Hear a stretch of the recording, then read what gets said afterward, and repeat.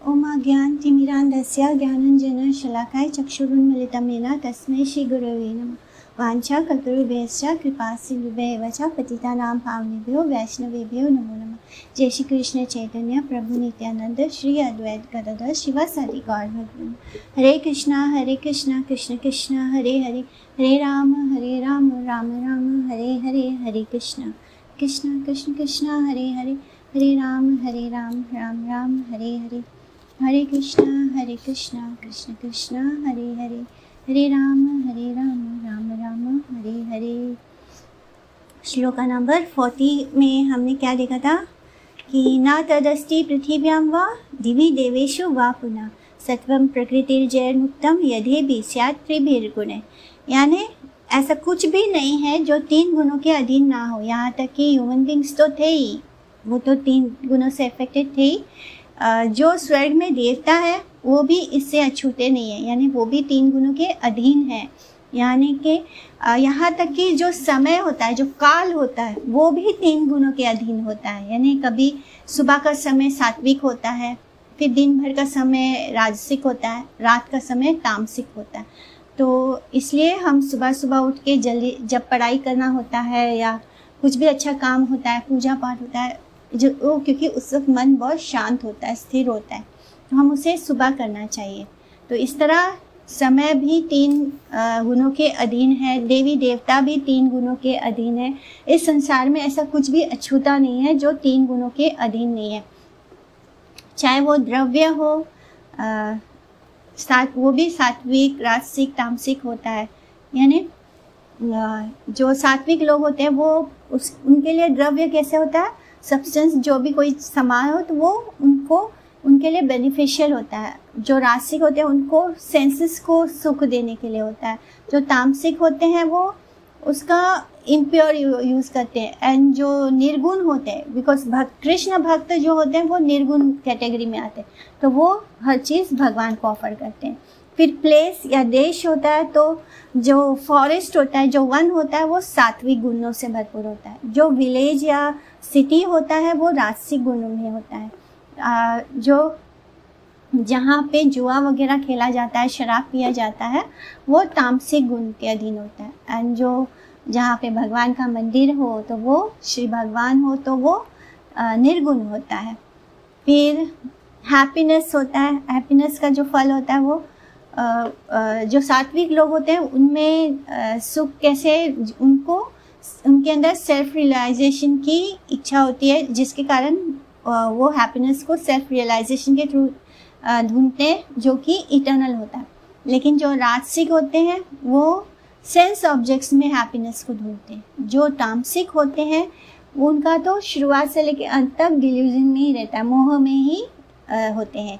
And जो निर्गुण होते हैं वो कीर्तन में, भगवान की भक्ति में, डिवोशनल सर्विस में अपना सुख ढूंढते हैं। जो समय होता है तो काल, वो अपने धर्म या ज्ञान से अपना समय धर्म और ज्ञान में खर्च करते हैं। जो राजसिक होते हैं वो नेम और फेम में अपने समय को इस्तेमाल करते हैं। एंड जो तामसिक होते हैं उनके लिए शुरुआत से लेके अंत तक उनके लिए सब चीज़ दुख ही दुख होता है। यानी वो हर वक्त मोह में ही होते हैं, मोह माया के अंदर ग्रिफ में, दुख में, तकलीफ में होते हैं। एंड जो निर्गुण होते हैं, जो भक्त होते हैं, वो भगवान की सर्विस में अपना समय खर्च करते हैं। तो इसी तरह जो ज्ञान होता है, तो जो सात्विक होते हैं वो सेल्फ रियलाइजेशन पे ज्ञान को हासिल करते हैं। लेकिन जो राजसिक होते हैं वो, उनका ज्ञान कैसे होता है, वो फुल ऑफ डाउट्स होता है। और जो तामसिक होते हैं तो वो तो कम्प्लीटली मटेरियल एंजॉयमेंट में, खाने पीने में मस्त रहते हैं। एंड जो निर्गुण होते हैं वो भगवान से रिलेटेड चीज़ों का ज्ञान अर्जित करते हैं। तो इस तरह हम देखते हैं कि हर चीज़ जो है, चाहे वो हमारी श्रद्धा हो, श्रद्धा भी जब सात्विक गुण में होती है तो हम अपने सेल्फ रियलाइजेशन को अचीव करने की कोशिश करते हैं। जब राजसिक में श्रद्धा होती है, तो राजसिक गुण में श्रद्धा हो तो हम अपना कर्म जो हमें बांधता है मटेरियल गुणों से, यानी हम अपने सेंस ग्रेटिफिकेशन के लिए कर्म करते हैं। एंड जो तामसिक लोग होते हैं वो पूरी तरह अधर्म में ही लगे रहते हैं। एंड ऑब्वियसली जो निर्गुण होते हैं, इन तीनों गुणों से ऊपर जो भक्त होते हैं, वो अपना उनकी श्रद्धा भगवान की भक्ति में होती है। तो यहाँ से तो हम ऐसे देखते हैं कि जो जैसे स्टेट ऑफ बीइंग हो, अवस्था हो, तो जो सात्विक गुण है वो हमें जगा के रखता है, अवेकन रखता है। जो राजसिक होता है उसमें व्यक्ति ड्रीम में होता है, यानी वो हमेशा सपने बुनता है। एंड जो तामसिक होता है वो पूरी तरह निद्रा में, आलस्य में। एंड जो निर्गुण होते हैं वो डिवाइन लेवल पे होते हैं। तो इस तरह जो ये 3 गुण है हमें हर लेवल पे मिलेगा। हर चीज़ जो है वो भौतिक संसार में जो 14 भुवन है, जो ब्रह्मा जी के यानी ब्रह्मा जी का जब जन्म हुआ था लोटस में, तो उस लोटस की जो नाल थी जो भगवान के नाभि से निकलती है, तो वो जो नाल है उसमें 14 प्लानिटरी सिस्टम्स हैं। तो जैसे कि हमने 14 छोटे छोटे कंचे होते हैं खेलने वाले, गोटियां बोलते हैं, तो छोटे छोटे बॉल बेयरिंग्स समझ लो। तो वो एक के ऊपर एक के ऊपर एक के ऊपर ऐसे लोकेटेड हो, एक पाइप हो, उसके अंदर हमने 14 ऐसे छोटे छोटे बॉल्स डाल दिए। तो वो बॉल्स कैसे एक दूसरे के ऊपर बैलेंस करते हैं समझो। तो ऐसा ही हमारा 14 भुवन है। एंड ये एक इसको बैलेंस करके किसने रखा है, वो शंकरशन ने, यानी भगवान जी का जो फर्स्ट प्लैनरी एक्सपेंशन होता है, स्व अंश होता है, यानी उनका ही अंश होता है, वो बलराम जी होता है जो उनके राइट हैंड साइड से प्रकट होते हैं। तो बलराम जी जो है वही शंकरशन है, जिनके कारण ये पूरा 14 जो प्लानिटरी सिस्टम है वो बैलेंस होता है। वरना एक भी इधर उधर हो गया तो सब कुछ बिखर जाएगा। तो इस तरह जो संकर्षण होते हैं वो पूरा इस 14 भुवन को बैलेंस करते हैं। और ये जो 14 भुवन है इसमें देवी देवता भी आते हैं, यानी ये जो 84 लाख योनियां हैं इसमें राक्षस, प्रेत, घोस्ट, यक्ष, जितने भी तरह के जीव आत्माएं हैं, जितने भी एनिमल्स हैं, जितने भी जल में रहने वाले जलचर हैं, तो ये सब कुछ 84 लाख स्पीसीज में आते हैं, यानी देवी देवता भी 84 लाख स्पीसीज में आते हैं। एंड इसलिए ये जो 14 भुवन है ये पूरा मटेरियल है, जिसके कारण ये पूरी तरह से 3 गुणों से अफेक्टेड है। फिर चाहे वो देवी देवता हो, मनुष्य हो, पशु पक्षी, यानी एवरीथिंग, समय हो, हमारा काम करने का तरीका हो, हमारा सुख हो, हमारा भोजन हो, हमारा सोचने का तरीका हो, हर चीज़ 3 गुणों के अधीन होती है। ब्राह्मण, क्षत्रिय, विषाम, शूद्राम च परंतपा कर्माणि प्रविभक्तानि स्वभाव प्रभवैर्गुणे के हे परंता। जो प्रिस्क्राइब ड्यूटीज होते हैं ब्राह्मण के, क्षत्रिय के, वैश्य के और शूद्र के, वो उनके जो स्वभाव है उसके अकॉर्डिंगली उनको एक एक वर्क अलॉट किया गया है। यानी यहाँ पे ये मेंशन है कि भगवान जो है वो हमें अपने स्वभाव के अकॉर्डिंग बांटते हैं। हम स्वभाव के अकॉर्डिंग ब्राह्मण है या हम क्षत्रिय है, हम वैश्य है या शूद्र हैं। तो जैसे हमारा स्वभाव होगा उसके अकॉर्डिंग हम ब्राह्मण होते हैं, क्षत्रिय होते हैं, वैश्य होते हैं, शूद्र होते हैं। यानी कि ये हमारा जन्म से नहीं होता। हमने किसी ब्राह्मण के घर जन्म लेने से हम ब्राह्मण नहीं हो जाते। अगर हमने किसी ब्राह्मण के घर जन्म लिया है लेकिन हमारा स्वभाव वैश्य की तरह है, हमारा मन बिजनेस करने को करता है, हमको लगता है कि हम बिजनेस में बहुत अच्छा कर सकते हैं, तो इसका मतलब ये हो गया कि हम स्वभाव से वैश्य हैं, हम ब्राह्मण नहीं हैं। तो हमें जो हमारा स्वभाव एक्वायर किया है हमें वही कर्म करना चाहिए, क्योंकि हम उसी में बेस्ट हैं। तो इस तरह 4 वर्ण आश्रम जो हैं उनके लिए अलग अलग प्रिस्क्राइब ड्यूटीज बताए गए हैं। तो अब हम उसके बारे में जानेंगे। ये वर्ण आश्रम धर्म इसलिए हैं क्योंकि हम सब 4 कैटेगरी में ही आते हैं, जिसके कारण हमारा 4 तरह का स्वभाव है। और इसलिए भगवान ने हमें अलग अलग जॉब दिया है, अलग अलग हर आश्रम के लिए एक प्रिस्क्राइब ड्यूटीज दी गई है। तो इस तरह ये जो 4 आश्रम है, 4 वर्ण है, इनमें सारे मैन एंड वीमेन जितने भी पुरुष और स्त्रियां हैं उनमें कुछ कॉमन राइट्स उनको अलाउड किया गया है, जैसे कि मैरिज करना, ईश्वर की भक्ति करना, वेलफेयर एक्टिविटी यानी सोसाइटी के लिए जनरली जो अच्छे कर्म है वो करना, जनरली जो चैरिटी होता है वो करना यानी दान करना, और गुरुदेव के लिए सेवा करना, और घर में अगर गेस्ट आते हैं, अतिथि आते हैं तो उनको आदर सत्कार करना। कुछ राइट्स होते हैं जिसमें हमें प्यूरिफिकेशन यानी अगर हमसे कुछ गलती हो गई तो उसको प्यूरिफाई करने के लिए हम कुछ राइट्स करते हैं तो वो करना। ये सब चारों वर्णों के लिए कॉमन है, यानी विवाह करना, भगवान की भक्ति करना, दान पुण्य करना, घर में आए अतिथियों का आदर सत्कार करना, गुरुदेव की सेवा करना, शुद्धिकरण करना, फेस्टिवल सेलिब्रेट करना। यानी फेस्टिवल भी सबके लिए इक्वल है, चाहे वो ब्राह्मण हो, शूद्र हो, क्षत्रिय हो, वैश्य हो, सबको अलॉटेड है कि वो फेस्टिवल सेलिब्रेट कर सकते हैं। और चारों वर्णों को गौ माता की सेवा करनी है। इस तरह एंड कुछ सोशल कोड्स और कंडक्ट्स जो है वो सबको के लिए सेम है। बाकी हमारा जो काम है, जो प्रिस्क्राइब ड्यूटीज़ है, जो कर्म है, वो सबको बांट दिया गया है कि ब्राह्मण का काम होता है लोगों को शास्त्रों के बारे में बताना, भक्ति करना, पूजा, पुरोहित का काम करना। यानी ब्राह्मण जो होता है उसको बाहर जाके जॉब नहीं करना है, उसको बिजनेस नहीं करना है, उसको अध्ययन करना है एंड लोगों को भगवान के बारे में बताना है। तो ये ब्राह्मण का कर्म होता है। इसी तरह जो क्षत्रिय होते हैं उनका अलग कर्म होता है। तो इस तरह सबको अपना अपना कर्म अलॉट किया गया है। शमोदमस्तप शौचम शांति राजवम एवचा ज्ञानम विज्ञानम आसक्त्यम ब्रह्म कर्म स्वभावजम।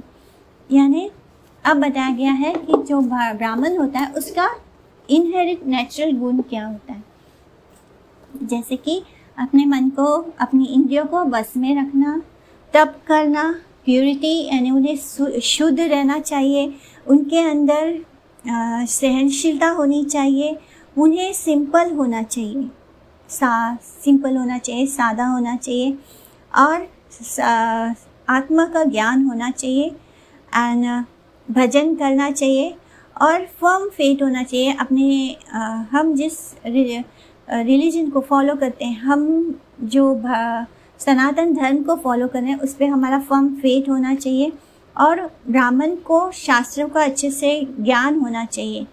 तो ये जो कुछ क्वालिटीज़ हैं, ये क्वालिटीज़ और ये ड्यूटीज़ हैं ब्राह्मण की, जो नेचुरली उनके अंदर होता है। तो जो लोगों को ये चीज़ें पसंद होती हैं वो ब्राह्मण गुण के होते हैं। इस तरह शास्त्र हमें बताते हैं कि ये सारे गुण एक ब्राह्मण के हैं। शौर्यम तेजो दिदिदाक्षम युद्धे चाप्य पलायनम दानम ईश्वर भावश्च क्षत्र कर्म स्वभावजम। तो अब एक क्षत्रिय के क्या गुण होते हैं? क्षत्रिय का गुण होता है कि उसके अंदर शौर्य होना चाहिए, बहुत हीरो की तरह, हीरोइज्म, यानी उसे डरपोक बिल्कुल भी नहीं होना चाहिए। तो ऐसे बहुत सारे लोग हम सोसाइटी में देखते हैं कि जिन्हें बिल्कुल डर नहीं लगता, बिल्कुल वो निडर होकर सामना करते हैं, बहुत बोल्ड होते हैं, बहुत फर्म होते हैं, अपने विश्वास पे उनको बहुत फर्मनेस होता है, दृढ़ता होता है, और वो कभी भी युद्ध से पीठ दिखाकर भागते नहीं हैं, और उनमें दान करने की जेनरसिटी बहुत होती है, यानी वो दान देने में बहुत एक्सपर्ट होते हैं, और उनके अंदर लीडरशिप क्वालिटी होती है।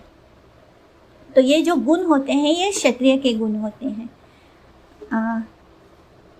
शौर्यम वीरम, श्रीमद् भागवतम में भी आता है कि शौर्यम वीर्यम धृतिस् तेजस् त्यागश्च आत्मा जया क्षमा ब्राह्मण्यता प्रसादश्च रक्षा च क्षत्र लक्षणम। यानी एक क्षत्रिय को जब युद्ध आए तो उसमें बड़े जोश के साथ उसे युद्ध लड़ना चाहिए, उसके अंदर बहुत शौर्य होना चाहिए, फर्मनेस, एकदम फर्म होना चाहिए कि किसी भी बात से पीछे ना हटे, बोल्ड होना चाहिए, और कंट्रोल ऑफ माइंड होना चाहिए, और दया भी भावना होनी चाहिए कि अगर कोई आ जाए, आप शत्रु आपके सामने आके आपसे भिक्षा मांगे कि बस वो नहीं लड़ सकता, तो एक क्षत्रिय के अंदर ये गुण होना चाहिए कि वो उसको क्षमा कर सके। एंड ब्राह्मणों का आदर सत्कार करना चाहिए, और अपनी प्रजा के लिए उसके अंदर दया और उनकी रक्षा की भावना होनी चाहिए। तो ये होता है एक क्षत्रिय का गुण। कृषि गो रक्षा वाणिज्यम वैश्य कर्म स्वभावजम परिचर्यात्मकम कर्म शूद्रस्यापि स्वभावजम। तो अब एक शूद्र का कर्म क्या है? जो शूद्र होते हैं पहले तो जो वैश्य होते हैं वो क्या करते हैं, उनके लिए है कृषि गोरक्षा वाणिज्यम, यानी वाणिज्य यानी कॉमर्स, बिजनेस करना।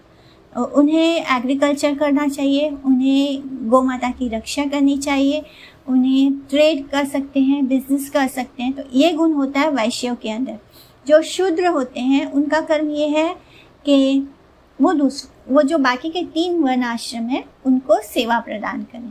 तो ये शूद्र का गुण होता है। हम बहुत सारे लोगों को ऐसे मिलते हैं सोसाइटी में जिनको हम कितना भी पढ़ा लिखा लें तो उनका मन पढ़ाई लिखाई में नहीं जाता, वो पढ़ भी लिख नहीं पाते हैं ज़्यादा, यानी उनके पर कितना भी कोशिश कर लो वो नहीं कर पाते, लेकिन वो सेवा करने में दक्ष होते हैं।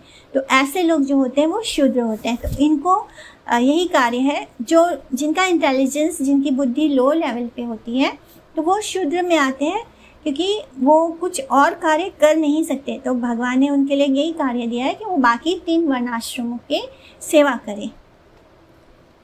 एंड जो जैसे कि भगवान ने डिवाइड किया है कि जो हेड होता है विष्णु का, वो हेड जो है वो ब्राह्मण है, वहाँ से ब्राह्मण आते हैं। फिर जो 2 बाहें हैं उनसे क्षत्रिय आते हैं जो प्रोटेक्ट करते हैं। एंड जो स्टमक होता है वहाँ से वैश्य आते हैं, क्योंकि ये लोग कृषि करते हैं, गो रक्षा करते हैं, जहाँ से दूध आता है, खाने पीने की चीज़ें आती है, तो वो स्टमक को रिप्रेजेंट करता है। ये एक रिप्रेजेंटेशन है। एंड जो चरण होते हैं वहाँ से शूद्र आते हैं। तो चरण जो होता है वो पूरे बॉडी को सर्व करता है, तभी वो पूरा बॉडी का बाहर लेके चलता है।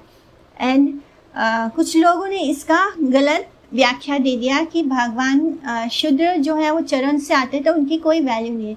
तो जब हम भक्ति में आते हैं तब हम जानते हैं कि भगवान के चरण ही हमारे जीवन का सबसे सुप्रीम गोल है।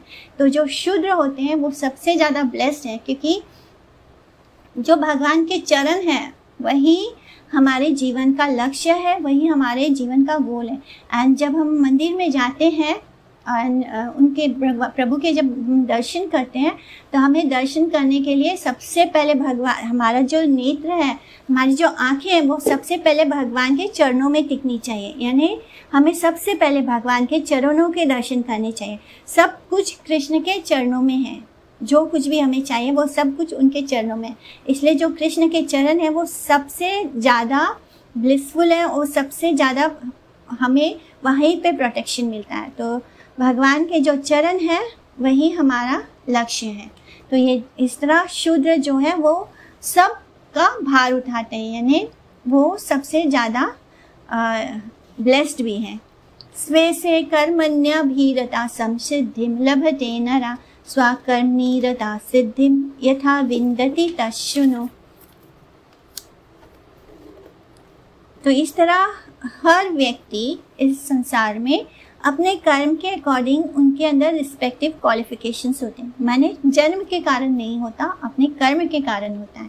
यानी हमारा अपना एक स्वभाव होता है जिसके कारण हम या तो ब्राह्मण हो सकते हैं, या तो शूद्र हो सकते हैं, या फिर हम वैश्य हो सकते हैं, या क्षत्रिय हो सकते हैं। तो we acquire this according to our nature. हमारा जो रिस्पेक्टिव क्वालिफिकेशन होगा उसके अकॉर्डिंग हम उसको एक्वायर करते हैं। यत्ता प्रवृत्तिर्भूतानां येन सर्वम् इदं ततं स्वकर्मणा तम्भ्यर्चा सिद्धिं विन्दति मानवा। तो इस तरह हम किसी भी वर्ण आश्रम में हो, चाहे हम ब्राह्मण हो, चाहे हम क्षत्रिय हो, चाहे हम वैश्य हो, या हम शूद्र हो, हम किसी भी वर्ण आश्रम में होकर भी भगवान की उपासना करके अपना जो प्रिस्क्राइब कर्म हमें सौंपा गया है वो करके हम भगवान तक जा सकते हैं, उनको पा सकते हैं। इस तरह हम अपने लाइफ का परफेक्शन अटेंड कर सकते हैं। हमारे जीवन का लक्ष्य क्या है? भगवान की सेवा करना। हम उनके नित्य दास हैं। तो हम चाहे किसी भी आश्रम में क्यों ना हो, हम वहाँ रहकर अपनी प्रिस्क्राइब ड्यूटीज़ को, जो हमें सेवा दी गई है, जो हमारे प्रिस्क्राइब ड्यूटीज़ हैं, जैसे जो ब्राह्मण के ड्यूटीज़ हैं, उसको ही करके हम भगवान को पा सकते हैं। हमें कुछ एक्स्ट्रा एफर्ट्स करने की ज़रूरत नहीं होती है। श्रेयान् स्वधर्मो विगुणः परधर्मात् स्वनुष्ठितात् स्वभाव नियतं कर्म कुर्वन् आप्नोति किल्बिषम्।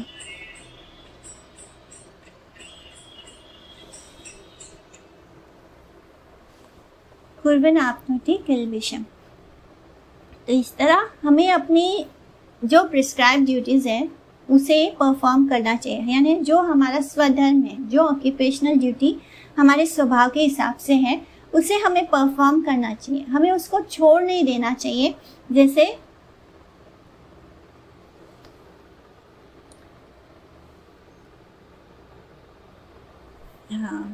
जैसे कि अगर किसी का स्वभाव है ब्राह्मण का, लेकिन वो सोचता है कि इससे तो मुझे कुछ फ़ायदा हो नहीं रहा है, ब्राह्मण उसको श्लोका वगैरह पढ़ना बहुत पसंद है, उसको ये सब पसंद है, लेकिन क्योंकि उसके पास अर्निंग्स नहीं हो रहे हैं, इसलिए वो अपना ये छोड़ के बिजनेस करने में चले जाए, तो इससे उसका नुकसान होगा, क्योंकि वो उसका स्वभाव है ही नहीं, वो उसका स्वधर्म है ही नहीं। तो जो हमारा ऑक्यूपेशनल ड्यूटी है, जो प्रिस्क्राइब ड्यूटी है, वो हमें करना चाहिए। श्रेयान् स्वधर्मो विगुणः, यानी हमारा धर्म करना वो श्रेय है। अगर हम किसी और का धर्म करते हैं तो वो गलत होता है, यानी हम किसी और का कार्य करने की कोशिश करते हैं तो वो गलत होता है। इसलिए हमारा जो प्रिस्क्राइब ड्यूटी है हमें वही करना चाहिए। श्रीमद् भागवतम में क्या आता है कि तावत् कर्माणि कुर्विता न निर्विद्येत यावता मत् कथा श्रवणादौ वा श्रद्धा यावन्न जायते।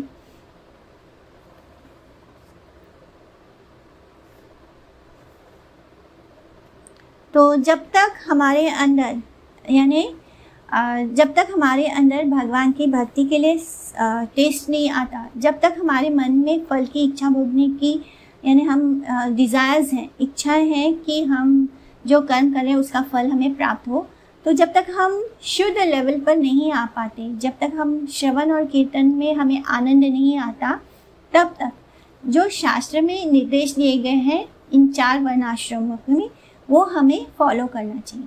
जब हम भगवान की भक्ति में आते हैं तब हम 3 गुणों से ऊपर उठते हैं, लेकिन ये जो 4 वर्णाश्रम है ये गुणों के अधीन है।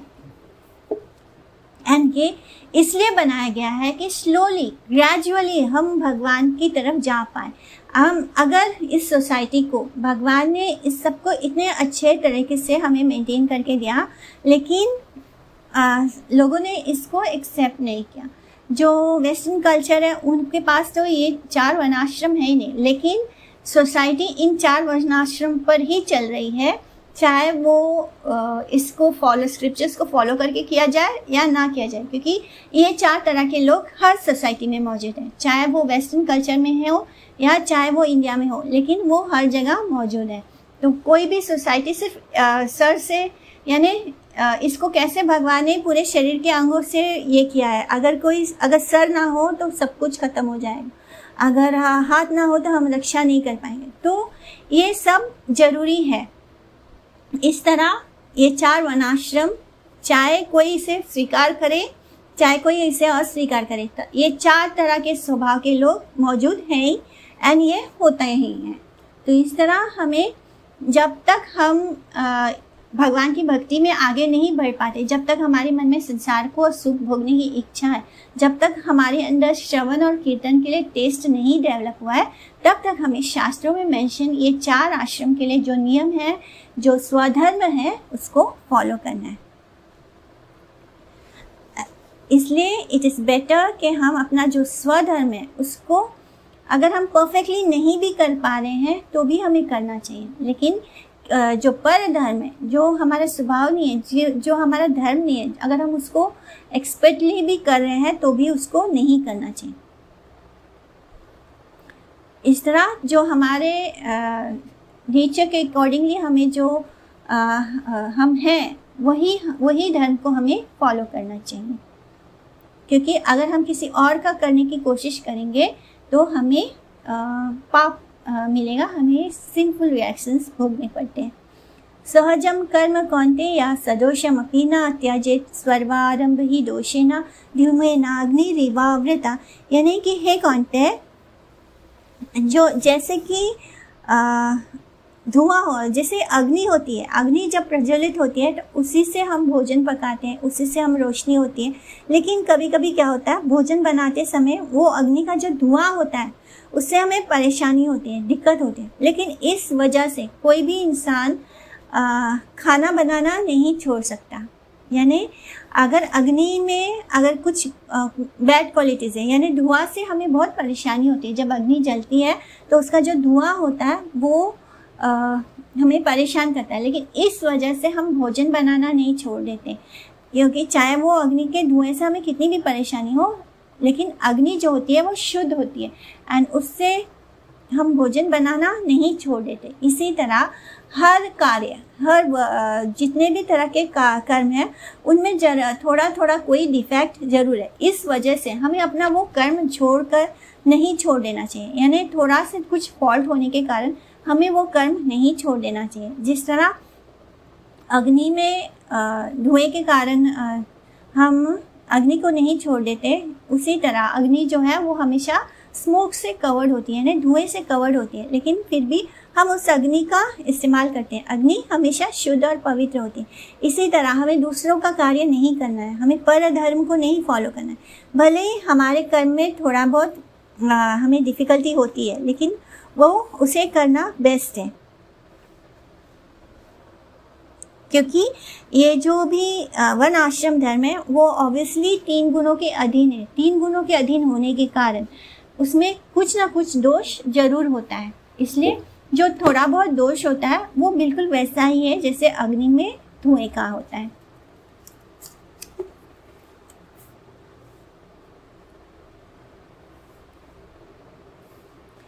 असक्त बुद्धि सर्वत्र जितात्मा विगत स्पृहा नैष्य कर्म सिद्धिम परमाम संन्यासेना अधिगच्छति। तो जिसकी बुद्धि मटेरियल चीज़ों में अट्रैक्ट नहीं होती है, जिसका चित्त, जिसका मन जो है वो पूरी तरह कंट्रोल में होता है, अपने बस में होता है, और जिसके अंदर कोई इच्छाएं नहीं होती है, संसार की जो भौतिक इच्छाएं होती है,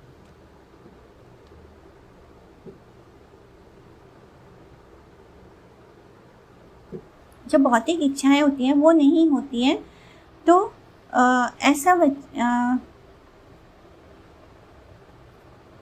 ऐसा व्यक्ति जो होता है वो ब्रह्मलोक का सुख अचीव करता है। यानी उसको जो सुख ब्रह्मलोक में मिलते हैं वो सुख उसको अचीव होता है। कैसे कि वो निष्कर्म है, यानी रिएक्शन फ्री, निष्काम कर्म करने से, अपने कर्मों का फल भगवान को अर्पित करने से ऐसे व्यक्ति को ब्रह्मलोक जैसा सुख प्राप्त होता है एंड भगवान भी प्राप्त हो सकते हैं। क्योंकि जो सतोगुण का लेवल होता है वो हमारे अंदर अच्छे गुण देता है, जिससे कि हम सेल्फ रियलाइजेशन की ओर आगे बढ़ जाते हैं और भागवत भक्ति में आगे बढ़कर भगवान के प्रति हमारी श्रद्धा और निष्ठा बढ़ती है एंड देन हम निर्गुण लेवल पर आ जाते हैं। तो ये सतगुण लेवल हमारे लिए भक्ति में आगे बढ़ने के लिए अच्छा होता है। इसीलिए ये 4 वर्णाश्रम धर्म बने कि हम 1 by 1 लेवल बाय लेवल आगे बढ़ सकें। इस तरह हम ग्रेजुअली साधना करके सन्यासी यानी क्या होता है, जब हमारा मन इस संसार से हट के भगवान की भक्ति में लग जाता है, तो चाहे हम गृहस्थ हो या जो भी हो, ब्रह्मचारी हो, तब भी हम उस लेवल पे आके सन्यासी हो जाते हैं।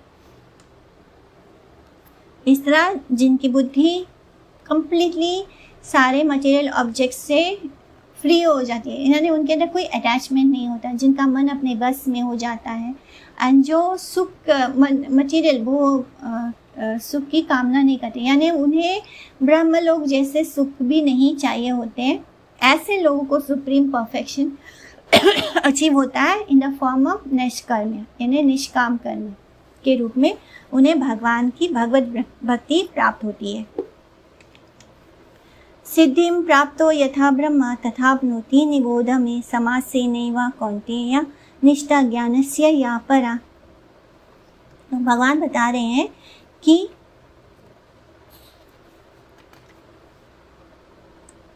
जो जैसे कि हमने ये जो हमारा चैप्टर 18 है, ये पूरा हमने जो भगवद गीता के बाकी के जो 17 चैप्टर्स में पढ़ा है उसको ही कल्मिनेट कर रहा है। तो हम लोग ने स्टार्टिंग में क्या जाना था कि हम लोग जब कर्म योगा के द्वारा निष्काम कर्म योग करते हैं तो उससे क्या होता है, हमारे अंदर शुद्धि होती है, हमारे अंदर प्योरिटी आती है, हमारा जो हार्ट है जो बहुत ही कॉन्टेमिनेटेड था वो प्योर होता है। एंड जब हार्ट प्योर होता है तभी उसमें ज्ञान प्रकाशित होता है। तो ऐसे लोग जो निष्काम कर्म करते हैं यानी निष्कर्म्या, तो ऐसे लोगों को क्या होता है, जिनके अंदर कोई इच्छा नहीं रहती है, जिनका मन बस में हो जाता है एंड जिनकी बुद्धि जो है वो किसी मटेरियल ऑब्जेक्ट के प्रति अटैच नहीं होती है,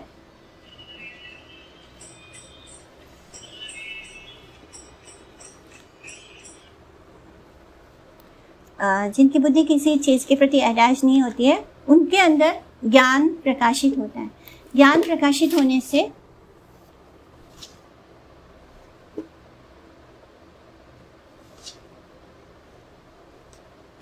क्या होता है, ज्ञान का जो ज्ञानी होते हैं वो भगवान के ब्रह्म रूप को प्राप्त करते हैं, यानी भगवान का ब्रह्म रूप यानी ब्रह्म ज्योति को प्राप्त करते हैं। तो ज्ञानियों का जो डेस्टिनेशन होता है वो होता है ब्रह्म, वहाँ पे ब्रह्मा रियलाइजेशन। बुद्ध्या विशुद्ध्या युक्तो युक्त्यात्मानं नियम्य च शब्दादीन् विषयान् त्यक्त्वा राग द्वेषो विदुष्य च विविक्त सेवी लघ्वासी यत्वा काय मानसा ध्यान योग परो नित्यं वैराग्यं समुपाश्रिता अहंकारं बलं दर्पं कामं क्रोधं परिग्रहं विमुच्य निर्ममा शांतो ब्रह्म भूयाय कल्पते। तो जिन लोगों के अंदर, जो लोग ब्लेस्ड होते हैं प्योर इंटेलिजेंस, जिनके अंदर जिनकी बुद्धि शुद्ध हो गई है, जिनका मन अपने बस में हो गया है, यानी वो इधर उधर भागता नहीं है, संसार की भौतिक चीज़ों की तरफ आकर्षित नहीं होता, उनकी तरफ ले कर नहीं जाता। मन कब बस में होता है, जब हमारा मन संसार की ओर ना लग के भगवान की ओर लगने लग जाए, तो हमारा मन अपने आप हमारे बस में हो जाता है। हमें ऑटोमेटिकली संसार की चीज़ों के प्रति कोई अट्रैक्शन नहीं फील होता। हम सेंस ऑब्जेक्ट के प्रति, सेंस एंजॉयमेंट के प्रति, जैसे कि हम फिल्मी गाना सुन के बहुत जल्दी अट्रैक्ट हो जाते हैं, या फिर सबसे पहला अट्रैक्शन हमें साउंड से ही होता है सेंस ऑब्जेक्ट के लिए, तो वो होना बंद हो जाता है। तो इस तरह हम अपने आप को कंट्रोल कर लेते हैं। हमें किसी भी चीज़ के प्रति ना तो आकर्षण होता है, ना ही उसके प्रति हेट्रेड होता है। यानी ये बहुत ही अच्छी स्थिति होती है जब हमें किसी को देखकर गुस्सा नहीं आता, यानी हमें हेट्रेड नहीं होता, ना ही हमें उस चीज़ के प्रति कोई आकर्षण होता है। तब हम किसी से ना घृणा करते हैं, ना किसी से अटैच होते हैं, एकदम स्थिर बुद्धि। और फिर हमें अकेले रहना अच्छा लगता है, हम किसी एकांत में जाकर रह सकते हैं। हमारा खाना भोजन जो होता है वो कम हो जाता है, कंट्रोल में हो जाता है। हमारा मन एंड वाणी जो है वो भी कंट्रोल पे आ जाती है, स्पीच कंट्रोल में आ जाता है। हमें बेवजह बात करना अच्छा नहीं लगता, या संसार की जिसे प्रजल्प बोलते हैं, जो बातें जब हम कृष्ण से जुड़ी बातें नहीं करते तो उसे प्रजल्प कहा जाता है।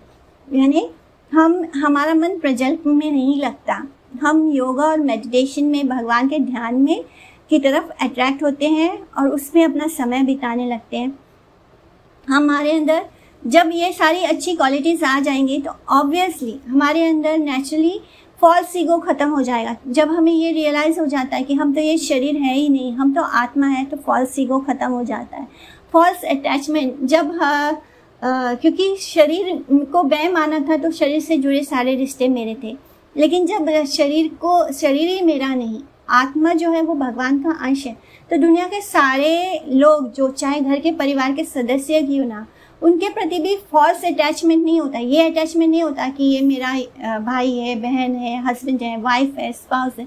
ये अटैचमेंट नहीं होता। बच्चे हैं, हमें लगता है ये सारे भी जीवात्माएं हैं जिन्हें, जो कृष्ण का अंश है, हम सब कृष्ण का अंश है और हमें कृष्ण के पास जाना है। तो जो फॉल्स अटैचमेंट होता है, जो बॉडीली अटैचमेंट होता है, वो ख़त्म हो जाता है। हमारे अंदर अहंकार नहीं आता, एरोगेंस नहीं आता। ये लेवल बहुत अचीव करना बहुत ही हाई लेवल की चीज़ है, क्योंकि बहुत लोग भक्ति में भी आ जाते हैं, अपना घर बार भी त्याग देते हैं, मठ में जाके भी रहने लगते हैं, किंतु ये जो एरोगेंस है वो फिर भी आ जाता है। कभी कभी भक्ति में रहने के कारण भी हम एरोगेंट हो जाते हैं, मतलब इतना एरोगेंट हो जाते हैं कि दूसरे लोगों को हम अपने से नीचा समझते हैं। भक्तों के साथ भी ये होता है कि वो अपनी भक्ति का एरोगेंस हो जाता है। तो ये भी ख़त्म हो जाता है जब हमारी इंटेलिजेंस प्योर हो जाती है, हमारे मन में इच्छाएं नहीं होती है, क्रोध नहीं आता है, और हम अननेसेसरीली अपने आप को भौतिक चीज़ों को अक्यूमुलेट करने में अपना समय बर्बाद नहीं करते हैं, और हमारे अंदर मैं और मेरा की भावना ख़त्म हो जाती है, और हम उस वक्त हमारे अंदर शांति होती है, पीसफुलनेस होता है। तो ऐसे लोग जो होते हैं वो ब्रह्म को रियलाइज करने के लिए क्वालिफाइड होते हैं। ब्रह्म भूयाय कल्पते means they are capable of realising Brahman. जब ऐसी स्थिति आ जाती है, हमारी इतने सारे अच्छे गुण आ जाते हैं हमारे अंदर, तब हम ब्रह्म को रियलाइज कर पाते हैं, यानी हम उसके लिए क्वालिफाइड हो जाते हैं। ब्रह्मभूत प्रसन्नात्मा ना सोचती ना कांक्षति समा सर्वेषु भूतेषु मद भक्तिम लभते पराम। तो अभी जो प्रीवियस श्लोका में हमने अच्छे गुण पढ़े हैं, तो ऐसी स्थिति में जब कोई व्यक्ति आ जाता है तो वो ब्रह्म को प्राप्त करने के लिए कैपेबल हो जाता है, वो उसके लिए क्वालिफाइड हो जाता है। तो अब बताया गया है कि एक ब्रह्मभूत प्रसन्न आत्मा कैसे होता है, यानी जो व्यक्ति इस स्टेज में पहुंच जाता है कि वो ब्रह्म को अचीव कर सके, तो वो कैसा होता है। ब्रह्मभूत प्रसन्न आत्मा ना सोचती ना कांक्षती, यानी वो ना तो वो किसी बात को सोच के परेशान होती है, ना उसके अंदर कोई बात के लिए पछतावा होता है, ना उसके अंदर कोई कांक्षती यानी ना कोई आकांक्षा, ना कोई डिशायर होता है। समा सर्वेषु भूतेषु, वो हर जीव के अंदर भगवान का अंश को देखता है, और ऐसा व्यक्ति मद भक्तिम लभते पराम। तो यानी ऐसे व्यक्ति को भगवान की भक्ति प्राप्त कर पाता है। कैसे? भगवान की भक्ति यानी परम भक्ति क्या होता है? भगवान का प्रेम। लेकिन यहाँ पे इस श्लोक जैसे कि सारे संस्कृत श्लोक होते हैं, यहाँ पे समझना है कि जो ब्रह्मभूत प्रसन्न आत्मा होती है वो हमेशा सुखी रहते हैं, उनको कोई भी माने वो हमेशा आनंद में रहते हैं, उन्हें कोई दुख तकलीफ परेशानी नहीं होती। वो उस लेवल पे पहुंच जाते हैं, ना उन्हें कुछ पाने की इच्छा होती है, ना आकांक्षा होती है। एंड बिकॉज वो हर किसी में प्रभु का अंश देख रहे हैं, वो हर किसी में भगवान का अंश देखते हैं, तो उनके अंदर विरह कैसे होगा कृष्ण के लिए? यानी उनके अंदर कृष्ण के लिए विरह नहीं होता। जो ब्रह्मभूत प्रसन्न आत्मा होती है वो हमेशा सुखी और आनंदमयी होती है। तो ऐसे भक्ति को लभते पराम यानी मद भक्तिम लभते पराम कैसे प्राप्त होगा? जब वो व्यक्ति को बाय चांस किसी कृष्ण भक्त का संग मिल जाता है, किसी भक्त की कृपा मिल जाती है, तब उसे भगवान की भक्ति प्राप्त होती है। भगवान की भक्ति का परम लक्ष्य क्या है? कृष्ण के लिए प्रेम होना। एंड जो कृष्ण के लिए जो कृष्ण को प्रेम करता है, उन्हें कृष्ण से विरह महसूस होता है। उन्हें हर यही चीज़ हमें श्री चैतन्य महाप्रभु ने, श्री गौर हरि ने हमें यही दिया है, भगवान का प्रेम दिया है, जिसमें वो खुद भी स्वयं भी बहुत रोते थे भगवान के विरह में। तो प्रेम जो होता है वो विरह में ज़्यादा ये होता है, प्रगाढ़ होता है, बहुत ज़्यादा हाई लेवल पे होता है। तो वो कब होता है? विरह में होता है। तो जो शुद्ध भक्त होते हैं उन्हें भगवान के पास जाने की इच्छा होती है, उन्हें भगवान के बिना जीने में विरह होता है, और वो उसमें दुखी होते हैं। यानी ये जो दुख होता है भगवान के प्रेम का, इसमें भी आनंद होता है। लेकिन यहाँ पे बोला गया है कि जो ब्रह्मभूत प्रसन्न आत्मा होती है, उसे वो इक्वली डिस्पोज होती है, यानी वो ऑल लिविंग बींग्स के साथ इक्वल बिहेव करती है, ना उसके अंदर कोई इच्छा होती है, ना उसे कोई बात का दुख होता है। लेकिन ऐसा ही ब्रह्मभूत प्रसन्नात्मा जब किसी भक्त से मिलता है, जब किसी शुद्ध भक्त से मिलता है, तब उसके अंदर भक्ति प्रकाशित होती है, क्योंकि वो ऑलरेडी इतना प्यूरिफाई हो चुका है। उसके अंदर सारी उसके अंदर के जितने भी अनर्थ हैं, अनर्थ क्या है, हमारे अंदर जो ईर्ष्या होती है, घमंड होती है, अहंकार होता है, डिज़ायर्स होती हैं, इच्छाएं होती हैं, क्रोध आता है, ये सारे हमारे अंदर के अनर्थ हैं, क्योंकि ब्रह्मभूत प्रसन्नात्मा ऑलरेडी इतना प्यूरिफाई हो चुका है एंड वो बहुत ही शुद्ध हो गया है। लेकिन ऐसा ही ब्रह्मभूत प्रसन्नात्मा व्यक्ति जब जिसको ना दुख होता है ना शोक होता है, जो हमेशा प्रसन्न रहता है, प्रसन्न आत्मा इसलिए बोला गया है कि वो हमेशा सुखी रहता है। जब ऐसा ब्रह्मभूत प्रसन्नात्मा किसी शुद्ध भक्त के संपर्क में आ जाता है, बाय चांस उसने कभी किसी का कीर्तन सुन लिया, किसी शुद्ध भक्त के मुख से जब हम कीर्तन सुनते हैं तो ऑटोमेटिकली हमारे अंदर भगवान के लिए प्रेम जागृत होता है। ऐसा ही श्री चैतन्य महाप्रभु को जिसने भी देखा, जिसने भी उनका कीर्तन, हरि नाम कीर्तन सुना, वो भगवान के प्रेम से सराबोर हो गया। तो भगवान अपने भक्तों में भी ऐसे गुण देते हैं, ये नहीं होता कि भक्तों में वो गुण आ जाता है। भगवान जब किसी शुद्ध भक्त में उनके प्रति बहुत ज़्यादा प्रेम और स्नेह देखते हैं और बहुत डेडिकेशन देखते हैं, जब उनको लगता है कि इनका प्रेम सच्चा है, तब भगवान उनको एम्पावर कर देते हैं, जिससे कि जब हम शुद्ध भक्त के संपर्क में आते हैं, उनकी वाणी को सुनते हैं, उनके मुख से भगवान की हरि कथा सुनते हैं, वही चीज़ हम संसारिक लोगों से सुनते आ रहे हैं बचपन से, पर वो हम पर इफेक्ट नहीं करता, वो हम पे असर नहीं करता। लेकिन जब कोई शुद्ध भक्त उसको बोलता है, वही सेम चीज़ वो बोल रहा है, वही सेम वो कीर्तन कर रहा है, हरे कृष्णा महामंत्र का जप कर रहा है। संसारिक लोग भी हरे कृष्णा महामंत्र बोलते हैं तो हम उनसे इम्प्रेस नहीं होते, लेकिन जब किसी शुद्ध भक्त के मुख से सुनते हैं तो ऑटोमेटिकली हमारे अंदर भक्ति जागृत हो जाती है। तो यही होता है, जब ब्रह्मभूत प्रसन्नात्मा, जब हमारे अंदर के सारे अनर्थ खत्म हो जाते हैं, तब हम इस तरह जब किसी शुद्ध भक्त से मिलते हैं तो हमारे अंदर भक्ति देवी की कृपा हो जाती है एंड हमारे अंदर श्री कृष्ण के लिए प्रेम जाग जाता है। तो ऐसे लोगों के लिए भगवान का प्रेम प्राप्त करना बहुत ही सरल है। अगर वो किसी शुद्ध भक्त से मिल जाए तो तुरंत इमीडिएटली उनको समय नहीं लगेगा, तुरंत उनके अंदर भगवान की भगवत प्रेम जागृत हो जाएगी। भक्त्या माम अभिजानति यावन् यश्चास्मि तत्वता ततो माम तत्वतो ज्ञात्वा विशते तद अंतरम। यानी अब भगवान बता रहे हैं कि जो भक्त होता है, भक्त्या माम अभिजानति, यानी सिर्फ मेरे शुद्ध भक्त ही मुझे जानते हैं। यावन् यश्चास्मि तत्वता, यानी मेरे तत्व को, मेरे ऑपुलेंस को, मेरे ऐश्वर्य को कौन जान सकता है? सिर्फ मेरा शुद्ध भक्त जान सकता है। ततो माम तत्वतो ज्ञात्वा विशते तद अंतरम, और जब वो मेरे इटर्नल पास्ट टाइम्स को जान लेता है, तब उसके अंदर मेरी प्रेम भक्ति जागृत हो जाती है एंड तब वो मेरे धाम को पा सकता है, यानी मेरे नित्य लीला में वो प्रवेश कर सकता है। तो इस तरह उनकी भक्ति को सिर्फ और सिर्फ कोई शुद्ध भक्त ही जान सकता है। जो भगवान हैं कैसे हैं, वो कमल नयन है, उनके प्रति जो आकर्षण है वो सब एक शुद्ध भक्त को ही पता है कि भगवान कैसे है। तो भगवान यहाँ पे बता रहे हैं कि जो मेरा शुद्ध भक्त ही मेरे तत्व को जानता है, कृष्ण तत्व को एक शुद्ध भक्त ही जानता है और कोई नहीं जान सकता। भगवान के तत्व के बारे में हमने सब अभी पिछले चैप्टर्स में भी पढ़ा कि कैसे वो क्रिएशन करते हैं, कैसे उनका स्वरूप है, उनका ऐश्वर्य है और उनके ऐश्वर्य को जानना कितना जरूरी है।